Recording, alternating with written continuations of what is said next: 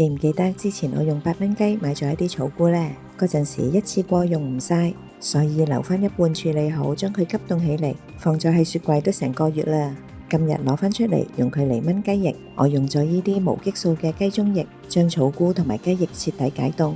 解好凍之後，將啲雞翼醃一醃佢，醃料就有呢一啲，蒜蓉起鑊，將已經解凍嘅草菇翻炒一下。你睇下急凍咗差唔多1個月嘅草菇，同新鮮買返嚟嘅冇咩分別㗎。